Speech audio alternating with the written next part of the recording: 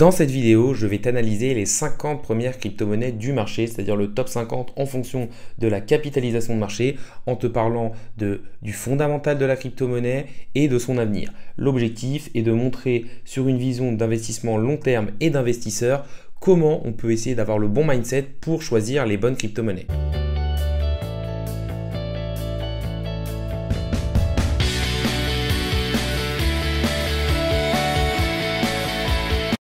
Salut à tous, c'est Inspecteur Crypto, bienvenue dans la vidéo du jour qui va parler du top 50 des crypto-monnaies. Cette vidéo fait suite à une première vidéo que j'avais décidé de couper en deux pour ne pas qu'elle soit trop longue. Et donc, je vais tout simplement vous donner mon point de vue sur des investissements long terme sur le top 50 des crypto-monnaies pour savoir si, selon moi, il est intéressant d'investir ou pas. Premier disclaimer, je ne suis pas conseiller en investissement financier, donc faites bien vos propres recherches de votre côté. Deuxièmement, vous pouvez vous abonner à la chaîne et me mettre en commentaire ce que vous pensez de ce type de vidéo. Ça me permettra de gagner en visibilité et de récompenser le travail que je fais au jour le jour. Mais passons tout de suite sur le thème de la vidéo du jour, c'est-à-dire la suite de mon avis sur le top 50. En 21e position, nous avons le Litecoin. Pour moi, c'est une crypto-monnaie peu utilisée qui sous-performe le Bitcoin depuis des années. Malgré le fait que sa supply soit à 85%, je n'investirai pas dedans car je ne vois que très peu d'intérêt à détenir du Litecoin. En 22e position, nous allons avoir le jeton Atom Cosmos, qui est pionnier au niveau de l'interopérabilité. Son écosystème est en croissance et il y a une hype dessus avec les différents airdrops. Sa roadmap est très intéressante car elle vise à mettre le jeton au cœur de l'écosystème en louant sa sécurité. L'inflation est compensée par le staking et de plus, ce n'est pas un Ethereum killer. Pour moi, c'est l'une des crypto-monnaies sous-cotées de ce classement. Il y aura donc un investissement car un gros potentiel et que pour moi, cette crypto-monnaie peut rentrer dans le top 5 ou top 10 et donc nous faire peut-être au moins un x20 ou un x30.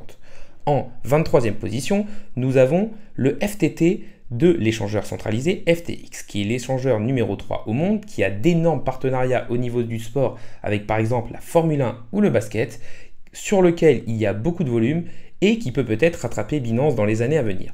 Pour moi, donc, ça pourrait être un investissement intéressant pour s'exposer aux échangeurs centralisés en ayant un échangeur qui peut peut-être rattraper et grignoter énormément de parts de marché à Binance. En 24e position, nous avons donc le Chainlink, qui est l'oracle de référence. Je vous le rappelle, un oracle est une crypto-monnaie qui permet d'apporter des données extérieures à la blockchain dans la blockchain. Elle est donc indispensable à l'exécution de smart contracts et à toute la finance décentralisée. Ils ont une très grosse roadmap et c'est un projet qui dégage déjà des gros revenus de son activité. Sa supply, qui est son seul défaut, n'est que de 49%.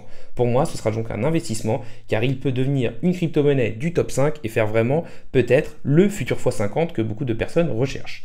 En 25e position, nous avons le NEAR Protocol, qui est un super projet avec une bonne supply de 77% distribuée. Ils ont un gros potentiel, mais pour moi, le seul problème, c'est que c'est un Ethereum killer qui vise à avoir de très bas coûts. C'est pour ça que je n'investirai pas dedans, car je ne mise pas sur les Ethereum killers, mais plus sur les projets au niveau de l'interopérabilité qui peuvent justement se mettre aux côtés d'Ethereum. On peut quand même en faire un bon investissement pour essayer de se diversifier. Nous avons ensuite le CRO de Crypto.com, qui est un échangeur centralisé. Ils ont beaucoup de partenariats avec la Formule 1 par exemple, mais offrent pour moi moins de fonctionnalités que leurs principaux adversaires que sont Binance et FTX. Je n'investirai donc pas dedans. En 27e position, nous avons le Monero, qui est une bonne couverture si on a une baisse au niveau de notre vie privée. C'est le leader dans son secteur, ça peut être donc intéressant pour diversifier son portefeuille au niveau des privacy coins, mais moi je n'investirai pas forcément dedans. En 28e position, nous avons le Stellar, qui a une supply de 51%, donc ce n'est pas terrible, et qui permet d'effectuer des paiements. Je le trouve moins utile que le BTC et beaucoup moins utilisé. Je n'investirai donc pas dedans. En 29e position, nous avons le Bitcoin Cash. C'est un fort du Bitcoin qui pour moi a que très peu d'utilité et donc je n'investirai pas non plus dedans. En 30e position, nous avons le Flow. C'est une crypto-monnaie qui a une très forte inflation et donc un mauvais tokenomics. Leur objectif, c'est d'héberger des apps décentralisées et d'être principalement au niveau des NFT. Pour moi, leur mauvaise tokenomics est un point bloquant pour un investissement. En 31e position, nous avons Algorand qui a une supply de 69%, qui est un Ethereum killer et qui a un écosystème qui pour moi n'est pas encore très développé. Je n'investirai donc pas dedans car il a du potentiel mais c'est un Ethereum killer. Ensuite, nous avons le VeChain, qui est très utile car il est au niveau du suivi de la chaîne d'approvisionnement. C'est le leader dans son secteur, il a de très gros partenariats et une supply de 95%. Pour moi, c'est un bon investissement, mais je le contrebalancerai avec un peu de track qui est beaucoup moins capitalisé et qui pour moi a plus de potentiel en termes de upsize. En 33e position, nous avons ICP. Pour moi, c'est une crypto-monnaie avec une très forte inflation et un mauvais tokenomics. Il y a eu un énorme dump dès le lancement avec les VC qui se sont directement remboursés. C'est donc un projet surcoté dans lequel je n'investirai pas. Ensuite, nous avons le Filecoin. Sur ce projet, il y a une très forte inflation. Ils sont les leaders au niveau du stockage des données décentralisées, mais ils ont une énorme concurrence par ceux qui font du stockage centralisé car ils ont la confiance des utilisateurs. Pour moi, ça peut être un investissement intéressant, mais en diversification de portefeuille et avec une toute petite part de son portefeuille global. En 35e position, nous avons EOS. C'est une crypto-monnaie qui a eu sa hype en 2018, qui n'a pas un réel écosystème, qui est un Ethereum killer et qui n'a pas vraiment grand-chose à apporter à l'écosystème. Pour moi, ce sera donc pas un investissement parce qu'il n'apporte pas grand-chose et que c'est un Ethereum killer. Passons ensuite sur Appcoin. Ils ont une grosse communauté et je trouve que la grosse hype est un peu passée sur ce projet. Ils ont une mauvaise supply avec seulement 31% distribué.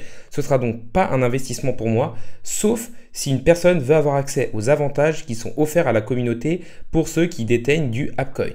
En 37e position, nous avons Decentraland, qui est le leader au niveau des métaverses. Ils ont une expérience utilisateur qui est plutôt moyenne, la hype sur les métaverses a quand même fortement dégonflé, donc ça peut être intéressant pour s'exposer aux métaverses, mais pour moi il faudra quand même une amélioration au niveau de l'expérience utilisateur. En 38e position, nous avons The Sandbox, qui est donc le principal concurrent de Decentraland.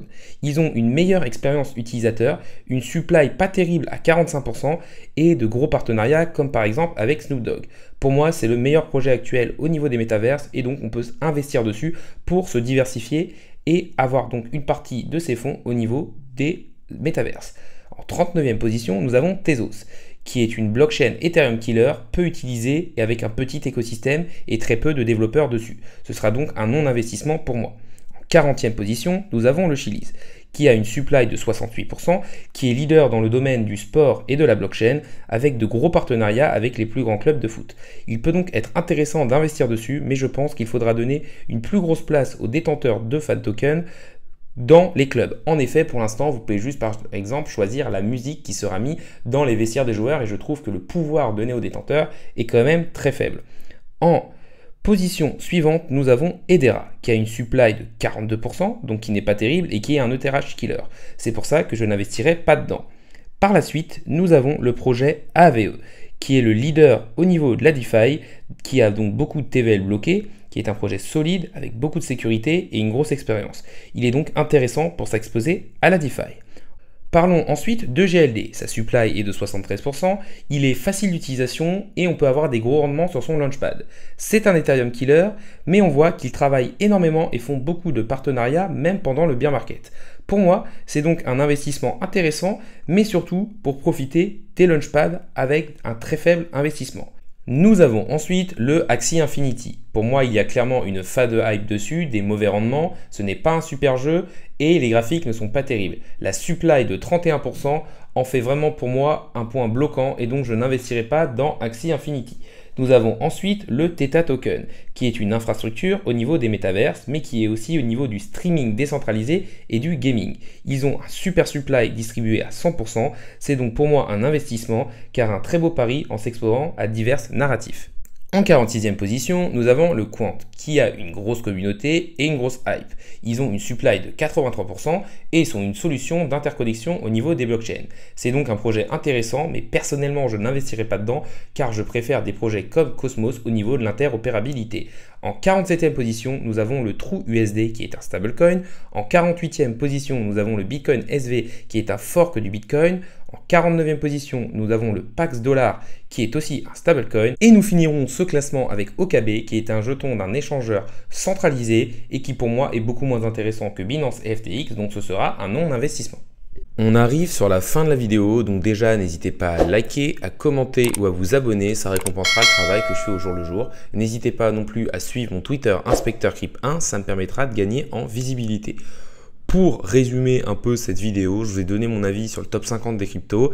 Cet avis est bien sûr objectif, même si j'ai essayé de l'étayer un maximum et qu'il y a quand même des recherches qui ont été faites derrière. Il faut bien sûr y mettre un gros disclaimer, c'est le fait que je ne sois pas conseiller en investissement financier et que donc vous devez faire vos propres recherches de votre côté afin de savoir si oui ou non vous voulez investir. De plus, on est actuellement dans un bear market, il est possible que ces cryptos aillent plus bas et on est bien sûr dans un point de vue long terme. La vidéo du jour est maintenant finie, salut à tous et à la prochaine.